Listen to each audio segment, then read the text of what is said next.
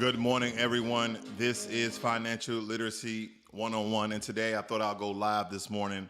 I had some very disturbing news yesterday. My brother, he was in DC. He lives in DC. He works in DC, and he saw one of our childhood friends homeless.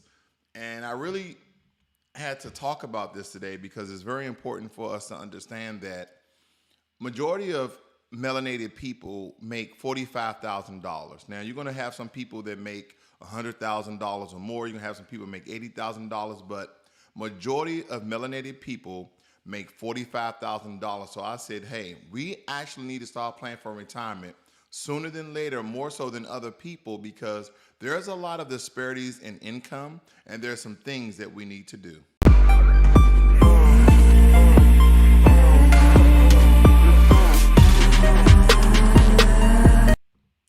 So with that being said, my brother was in DC yesterday, and from a distance, he noticed a childhood friend. I won't say his name to protect his privacy, but he was in front of a middle school that actually got decommissioned, and he was essentially on the steps. And they thought to give me a call on video chat because I haven't seen the brother in maybe 15 or 20 years. And the brother did not look good at all. He was missing teeth. He was down on his luck. Some information that I received that he possibly may be strung out on drugs as well. And growing up with somebody from the age of 10 years old to the age of 20 years old, and then 20 years later, because I'm a little bit over the age of 40, and seeing how people really turned out, kind of gives you some perspective about how you should go about with your finance and some of the things I've done to protect myself. So I think it's important that we understand where we fall at and how do we combat these certain things, because a lot of us are having issues saving the money because we believe our income is so low that it's almost impossible to save this amount of money. Like more times than not, majority of the people need $1 million or more to survive in retirement. Let me say that again. You're going to need $1 million or more in retirement if you're planning to retire at the age of 62 or 65. Now, depending on what generation you fall in, that is going to be a great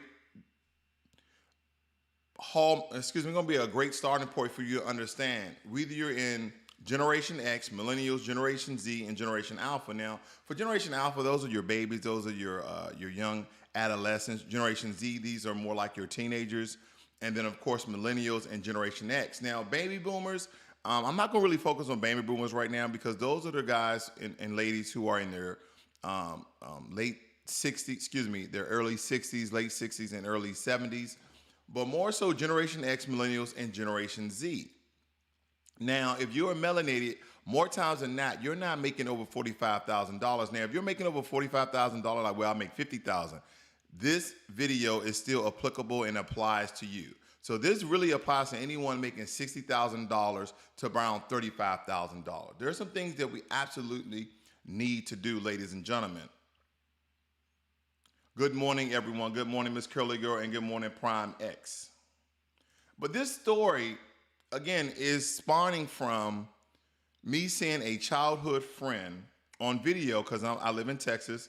I told my buddy last night, I said, hey, man, that's why I didn't go back to D.C. I didn't want to get caught up in, that old lifestyle. So, when I left D.C. a long time ago, I've lived in New York. I lived in Washington State. I lived overseas. And now I'm retired in Texas. This is pretty much where I'm going to stay unless things change significantly. But I didn't want to get caught in that sort of old routine, old friends. But here's the thing. Let me get to the video. If you're making $45,000 a year and you didn't probably figure this out, but you're going to need over $1 million in order to live your life. Now, as a rule of thumb, most financial advisors, most financial people who are giving information like myself will suggest that you save 10 to 15% of your annual income, of your annual salary. Now, personal websites will kind of give you some indication of what you need to save, but there are some things we need to take into account. And here's just a few things to remember. These numbers assume that you have no money in your retirement plan, that you will get a conservative 6% return on your investments, and that you will retire at the age of 65. What did I just say? A conservative 6% on your investments. And now your investments comes in many, many ways. We're talking about Roth IRAs, 401ks, even your investment portfolios dealing with ETFs and also index funds. We're not talking about individual stocks because individual stocks can change at any time. And you don't pretty much want to invest a lot of money into those. But that's why I always tell you the safe bet are ETF and index funds, your 401ks, and also your Roth IRAs. Now, the math also does not account for potential pay increases, employee matches, inflation, which if you guys haven't noticed, inflation's at 5.4%. It's like almost everything's against you if you're not making a substantial amount of money, okay? Let's just keep it real. You're melanated, you're in America, you probably make anywhere from $35,000 to $60,000, and the variant is on the rise. So there's a possibility you can lose your job. And guess what? Hopefully you've been saving. Hopefully you've been saving, because I don't know what's going to occur. They may, a lot of states are now going back to a mask mandate, but these are things you should be very, very aware of, okay? But anyway, there are some curveballs in life that may come your way, and you need to be prepared. There's a lot of things that you guys need to dig into. Now, the rule of thumb is you should aim to save at least 15% of your pre-tax income every year. 15%. I know, substantial amount.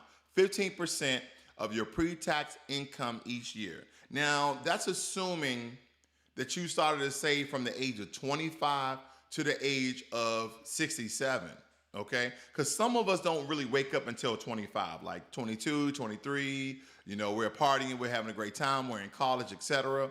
But essentially, you kind of should have been saving around the age of 22 to 23. That way you can retire at the normal national retirement age of 65. Now, of course, with certain interest accounts, investments, etc., some people can even retire at the age of 62 and sometimes even at the age of 50, depending on how you save and you invest. Now, you probably want to know how did I come up with 15%? Now, first, what you have to understand is how much people generally spend in retirement. And this is the one factor. This is the one issue that nobody really thinks about, is how much am I going to spend in retirement? Now, the first thing you have to realize is how do you currently live your life? Then you have to do projections and algorithms and mathematical equations to get this number, because if you think you're just going to ball till you fall into your retirement, you think you're going to be cutting the jig out there at 67 and 70, no, your ass going to be broke, and hopefully you're not homeless like my buddy. Now, just speaking about that for a quick moment, it hurt me to see him that way. I didn't laugh. I didn't giggle. It hurt me. But let me make a point right here. This is one of the same guys who did not take school seriously. This is one of the same guys that did not take life seriously. So this is almost like an oxymoronic contradiction, confliction of my emotions and feelings, because on one hand, I expected that, but not wanted to see that. But on the other hand, it's like, I thought he would at least get a job and sustain himself over the course of time. But it shows how you do in your earlier life, how those things add up to absolutely nothing in your later life. I mean, the guy is only around maybe 40, 41, 42. He's still in the prime of his life, and he's homeless. He's literally sleeping in front of one of the middle schools that I attended. So this is very heartfelt. This is very heartbroken. But when I look back and I spoke to my brother, and we started to talk about how this particular gentleman did not take things seriously, it shows you that the choices you make in your teens, in your early 20s, will affect your future significantly. Who would ever think that you would be homeless at 40? Not me. I digress. After analyzing enormous amounts of the national spending data, I'm always looking at the debt calculator and the 28, 29 trillion, wherever it's at right now. I've concluded that most people will need somewhere between 55% and 80% of their pre-retirement income to maintain their lifestyles in retirement. So again, think about how you live your life, but most of you are going to need either 55 or 80% of your pre-retirement income to maintain your lifestyle. Now, all that money will need to come from your savings. However, some will likely to come from Social Security. That's a factor you probably put in, because guess what? People are still receiving Social Security. The whole narrative that we may not get Social Security, people are retiring each and every day, and these people are all getting Social Security. So that's another good part about actually paying your taxes. So a lot of people are trying to cheat taxes and not pay taxes. Guess what you're actually paying into? You're paying into your Social Security. That's supplemental income that you may need. So I did the math and found that most people will need to generate about 45% of their retirement income before taxes from savings. Again, 45% of their retirement income before taxes from savings, and saving 15% each year from the age of 25 to the age of 67 or the age of 23 to the age of 65 should get you there. Should, okay? Been the operative word, should get you there. Now, if you're lucky enough to have a pension, your target saving rate may be lower. So I tell people, if you're not good in investment, you're not good in saving, please max out your 401k. Please max out your Roth IRA. That's the least that you can do to solidify your life in your elderly years. That's the least that you can do. Because while 15% may seem like a lot right now, if you have a 401k or a workplace retirement account with employee match or profit sharing that counts toward your annual savings rate, you should be in good shape. You should be in a better place than you would if you have not. Excuse me. Now, here's a hypothetical. Consider Tyrone at the age of 25 who earns $54,000, okay? Because I told you guys, this probably for those who are making anywhere between $35,000 to $60,000. But hey, if you're making more than that, this is still really relevant and good information, because you may want to live a better lifestyle when you are retired. I know that I do. Now, again, Tyrone, age 25, who earns $54,000 a year, I assume that his income grows 1.5% a year after inflation. So to about $100,000 by the time he is 67 years of age and he's ready to retire. Now, to maintain his pre-retirement lifestyle throughout retirement, I estimate that about $45,000 each year, adjusted for inflation, or 45% of his $100,000 pre-retirement income needs to come from his savings. Now, the remainder of this will come from Social Security. See, this is important that we factor in taxes and we factor in savings. Some of us like to do simple math, like, I make $54,000, and so if my income raises 1.5% by the age of 67, that's $100,000 a year. So we have to factor in inflation. Okay, that's a variable rate each and every year. This year's 5.4, mostly deal with, the vax, not the vax, but the COVID-19. So, that really hurt inflation to rise more significantly than it has in the previous years. And you also have to factor in taxes, okay? All that stimulus money was coming from somewhere. Yes, all that stimulus money was coming from somewhere. We call it taxes. Now, because Tyrone takes advantage of his employer's 5% dollar for dollar match. Now, a lot of you that are working for large organizations or even some mid-tier organizations, they have match points for your 401k.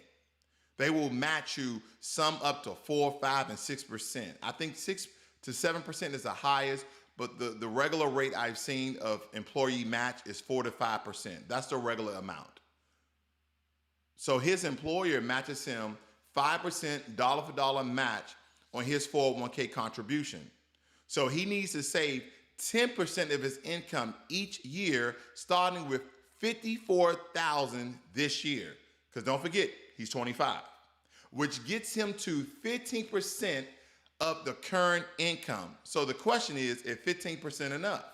Now that depends, of course, on the choices you make before retirement.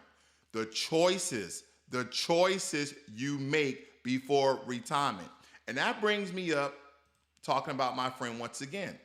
The choices I made was to stay in school, go to college, and also get certifications on top of my college degrees. I have an associate's degree, a bachelor's degree, a master's degree. Now, all those pieces of paper does not mean that I'm smart or intelligent or somewhat educated. It means that I had the ability to stay in class, take tests, and the man gave me sheets of paper to say, hey, you did 2 years here, 4 years here, 6 years here. So here's an accomplishment, here's recognition of you staying in class and passing tests. Because I believe that all educated people don't graduate college. Some educated people are so damn educated, they can recite, remember, they could give you so much information they never went to a higher learning institution, but they at least finished high school. But it's the choices you make, ladies and gentlemen, and believe me, growing up with my particular friend, even me, my brother, and my cousin, okay, we knew that they were not making the right decision. We knew that he was not making the right decisions because he wanted to live the what? The gangster lifestyle. He wanted to be hood. He wanted to be street. He wanted to be ghetto. He wanted to keep it real. And keep it real will get you homeless in your 40s. That's what keeping it real will get you. So, the single most important thing that you can do is start saving early.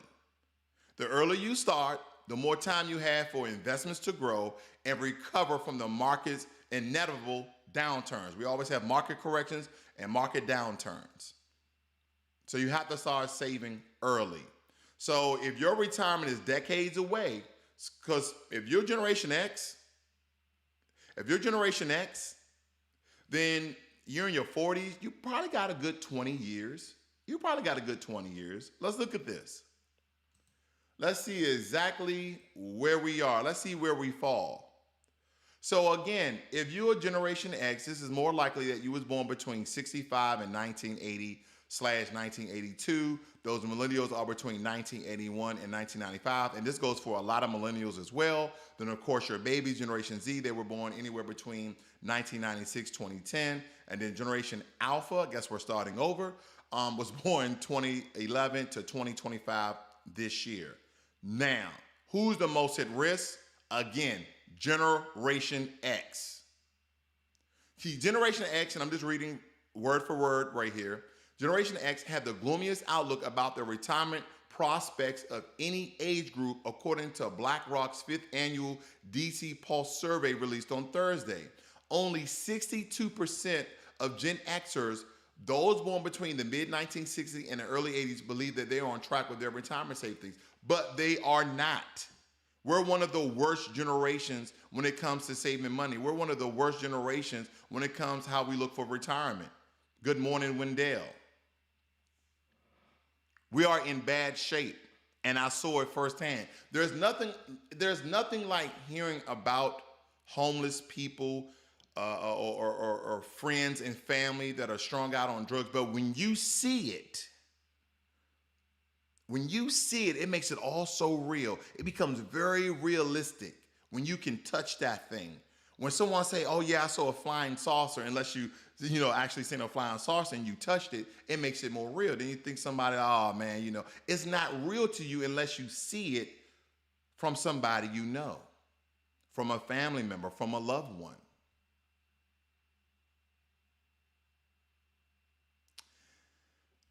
These are the things that we actually have to take into perspective.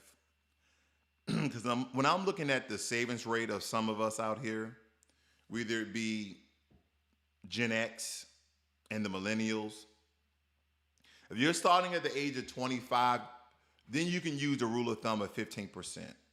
If you're starting at the age of 30, then you need to save 18% of your prospective salary. If you're starting at the age of 35, then you need to save around 23%. And of course, the older you get, the more significant the saving percentage. Now, here's the one thing that nobody wants to hear unless you absolutely love what you do. Either you're an entrepreneur, have your own business, have your own job, or you work for someone, an organization, or a business. Is delaying your retirement. 15% is a savings rule of thumb. It assumes that a person retires at the age of 67, starts at the age of 25. Then, of course, you can adjust that by 2 years, starting at the age of 23, and retiring at the age of 65, which is most people will be eligible for full Social Security benefits, anywhere between the age of 65 and 67. Now, if you don't plan to work that long, you will likely need to save more than 15% a year, as I indicated. If you plan to work longer, all things being equal, your required savings rate could be lower. You don't have to save as much if you plan on working until you're 70. I don't know anyone who loves their business or love their job that much. That's why, if you notice, people who started large organizations like Jeff Bezos stepped down. Like Bill Gates stepped down. Because when they start getting 16, 17, they're like, no, I'm going to live my life, but I'm going to still have royalties. That's why people who started franchises like Popeye's Chicken and Burger King and McDonald's, they franchise. They franchise so other people come in and buy in their business, and those people have to pay royalties to the franchise owners. See, this is how people live long, fruitful, very rich lives, because they start up a businesses. They probably build anywhere from 2 to 6 brick and mortars, and then they start to franchise. Whether it be Five Guys or Fuddruckers, people are franchising so they don't have to do no work at all. They just bring in the royalties. And that's why I teach you guys investment, because that's a form of investing as well. Now, the road to retirement is a journey. I know. It's a marathon. It's a journey. It's a rite of passage. And there are steps that you can take along the way to catch up. So here's some quick tips for you to take. I hope you have your pen and pad. Don't worry. I'll give you guys about 10 seconds to get pen and paper, because you're going to want to hear this.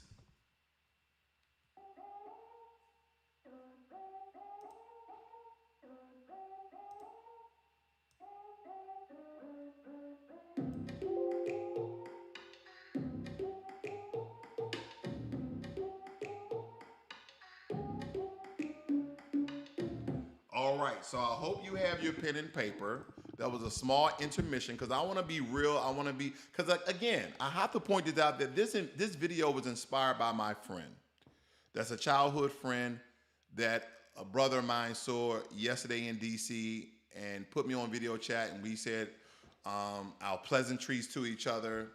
But at the end of the day, the brother was homeless, and I felt bad for him.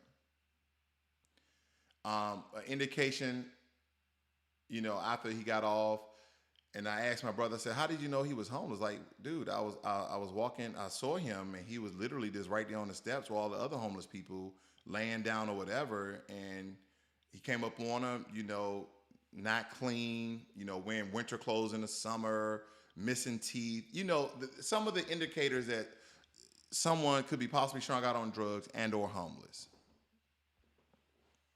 Let's get to these steps. It's just a lot to bear on my heart, because, again, this is someone I grew up with, and it actually hurts. And I spoke to one of his best friends. Yeah, I'll give you this piece. I spoke to one of his best friends last night. I said, hey, bro, what happened with I'm just going to call him John. What happened between you and John? He said, nothing. What's going on? And I told him, I said, hey, my brother saw him, and he's homeless.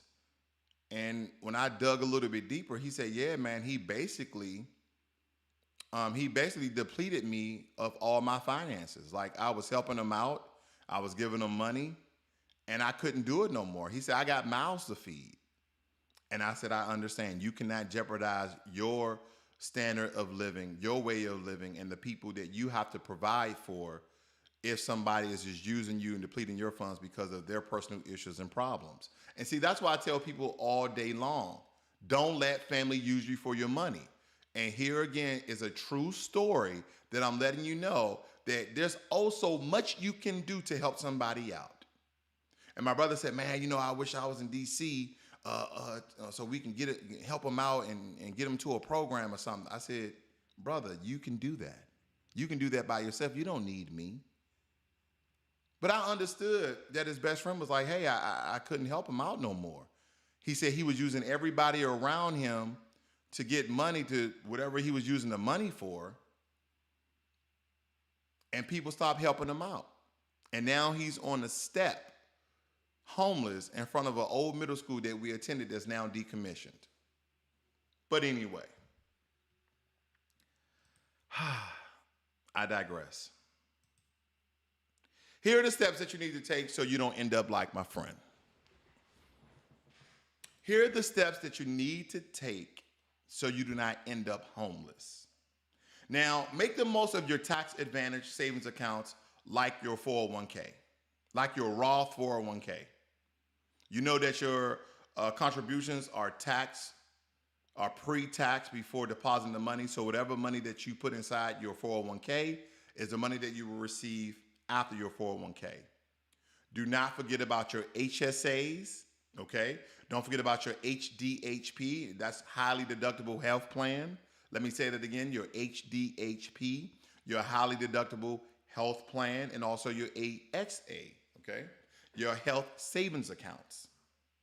Do not forget about your mix and match, okay? Your max and match. Can I say that again? Do not forget about your max and match. That means you have room in your 401k and also your Roth IRA for contributions before you hit the relative annual contribution limit. Increase your automatic contributions as much as possible. At the very least, take advantage of your company match if you have one. If your company is matching you 3%, 4%, 5%, 6%, match it. At least match it. That means you're getting double for the money that you're putting in. Very, very simple. We call it free money. If you work for any organization, they have a 401k, an IRA, and they say, hey, we match you up to 5%. Ladies and gentlemen, please take the money. They're giving you free money. For every dollar, they're giving you dollar for dollar. They're matching you up to a certain percentage. Here's another step. Take the 1% challenge. Anyone heard of the 1% challenge? The 1% challenge is upping your savings just 1%. Just upping your savings 1% every year. But after 20 years or 30 years, it can make a big difference in your total savings. For example, if you're in your 20s at a 1% increase in your savings rate, could add 3% more to your income in retirement. Again, you will get old. You're going to live to be 60. You're going to live to be 70 because we know you're doing the right things. We know that you're eating healthy. You're working out anywhere from 3 to 4 times a week, and you want to live this life. You want to travel. You want to have a great time. You want to see family. You want to see your children and grandchildren grow. So you're doing the right things. Guess what you're going to need? You're going to need money. You're going to need stinking freaking money, and you're going to have to save for it. You do not want to be like our ancestors. You don't want to be like your grandfather and your grandmother. Oh, he worked in that factory for 30, 40 years, and that's where he died. Now, some of our ancestors and some of our grandmothers and grandfathers and mothers did right by their finances, and they're like, oh, they're retired. They're like, what do? They're just retired. They don't do nothing. They just live their life in their house. They travel once or twice a year. They live a really good life. That's what you want. Guess what, Generation X? You have to save for it. Money just don't fall from the freaking sky. It does not. Now, for those who are part of the late bloomers of the baby boomers, you might want to think about catching up. So if you're 50 or older, be sure to make the most of catch-up contributions to your retirement savings plan. Take, for instance, for those 2020 employees over 50, they can contribute an extra $6,500 over the $19,500 limit for their 401k and their 403bs. And of course, all the other employment sponsored savings plans for a total of $26,000. Even if 2021, you still can catch up. You still can put more in. I want you to look up how you can invest more when it comes to you being 50 years or older and you're trying to catch up for your IRA and your 401k. Also, you can contribute an extra $1,000 in addition to the $6,000 limit to an IRA for a total of $7,000. And I believe that changed. That was the statistics from last year. Unfortunately, I didn't go over this. I'm just trying to speak from the tippity top of my brain here. But I know that you could do $7,000 last year when it comes to your IRA.